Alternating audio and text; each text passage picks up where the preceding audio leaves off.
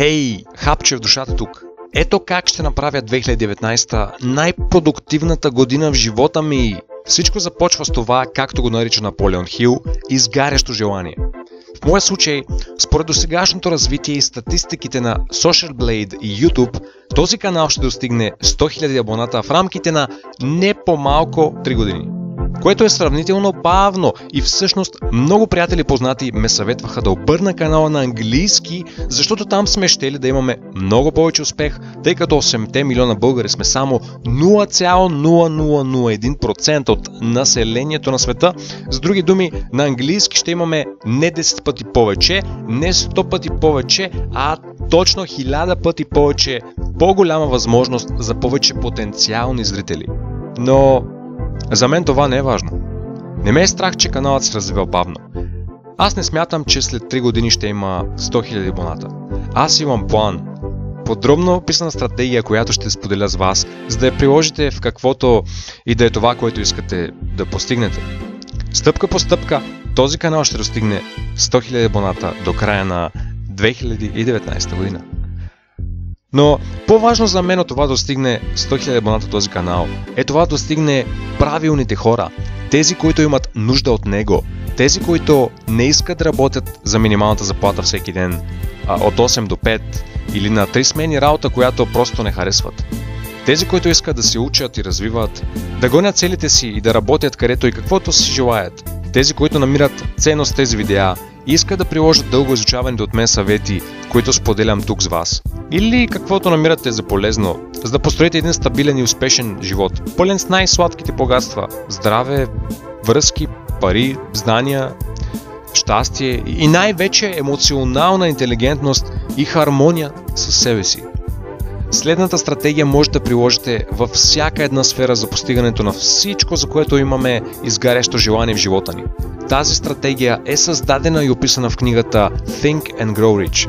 На български "Мисли, забогатявай", написана от Наполеон Хил, който, за да напише тази книга, е посветил живота си буквално и прекарал над 20 години в изучаването и изследването на повече от 500 изумително успешни и богати личности. Всичко това написано в една книга за няколко лева. И хората не ги четат. Представяте ли си? Аз не мога да ви разкажа книга, която се чете за 10 часа в рамките на 5-минутно видео, но мога да ви разкажа моята гледна точка. Най-трудното предизвикателство в живота е да откриеш какво ти е призванието. Да се решиш какво искаш да направиш, да си поставиш цел, какъв искаш да бъдеш, какво искаш да правиш, къде искаш да отидеш. Седни и помисли. Когато знаеш какво искаш, затвори си очите и си представи човекът, който искаш да бъдеш. Визуализирай себе си, че си постигнал вече всичко това, за което мечтаеш. Трябва да почувстваш емоцията и да живееш на гласа, че вече си успешен. Цялата стратегия към успеха опира до това от каква позиция мислим върху нещата. Ако си кажеш, че не можеш да свършиш дадено нещо, ти просто с тази нагласа никога няма дори и да се опиташ. Ако си кажеш, че не ти се отдава да рисуваш, сигурно е така и няма даже никога да се опиташ да се научиш обаче. Но има едно нещо, което побеждава всякакви неможения, всякакви съмнения. Казва се постоянство. Това е другият ключ към стратегията към успеха. Постоянство. А липсата на постоянство е това, което проваля 99% от хората. Те си казват: невъзможно е. Те винаги си намират причини защо нещо няма да се получи, вместо да гледат причините защо ще се получи. Един пич ми каза: мога да ти дам 5 причини защо няма да се получи. Колко е тъп, всичко, което ти трябва, е само една причина защо няма да се получи. А той намерил цели 5. Всичко изглежда невъзможно, докато един ден някой не го направи. Хората си казват: добре, ще се пробвам известно време и ще видя какво ще стане. Но с тази нагласа е ясно, че този човек няма да стигне далече. Трябва да си готов, да го желаеш толкова силно, че да си кажеш: ако трябва да прочета 5-6 книги, ще изчета всичките 6. Ако трябва да отида на семинари и лекции, ще отида. Ако трябва да прекарам стотици часове да се обуча да правя дадено нещо, ще го направя. Когато си кажеш, ще изкача тази планина, каквото и да ми струва, много скоро ще ме видите да ви махам от върха или ще съм паднал мъртъв на земята. Защото няма да се върна назад. Тази нагласа, че си готов да направиш, да жертваш и да преминеш през каквото е необходимо, за да стигнеш където искаш, това създава от теб неземно самочувствие. Самочувствие, че ще постигнеш това, което си решил, без значение от обстоятелствата. Ако наистина желаеш да се научиш да рисуваш или да построиш космическа станция до Марс, Илон Мъск вече го е направил. Без значение колко е абсурдна целта ти, ако имаш това изгарящо желание вътре в теб и знаеш, че това е, което трябва да правиш, с тази нагласа е невъзможно да се провалиш. Ти знаеш, че си успял още преди да си започнал. Това е стратегията.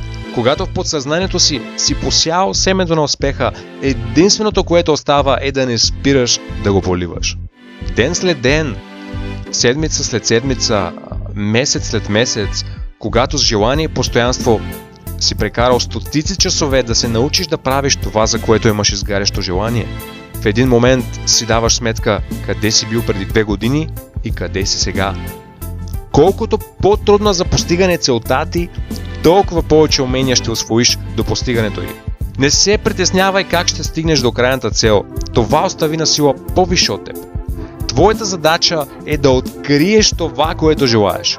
Ако откриеш това, което желаеш да постигнеш в живота си, ще бъдеш от малкото 1% хора, които знаят какво искат. Но трябва наистина да го желаеш и да се отдадеш на него, а не да искаш в същото време още десетки други неща. Ако не откриеш това, което искаш, животът ти ще минава безцелно, ден след ден и ще бъде все по-трудно да направиш промяна. Ще бъде все по-трудно да постигнеш това, което искаш, това, което желаеш. За да постигнеш това, което желаеш, единственото, което е нужно, е да не се предаваш.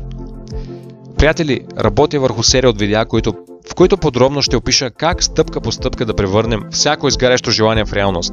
Как да ползваме въображението и мозъкът си, които са машина за решаване на всякакви комплексни задачи.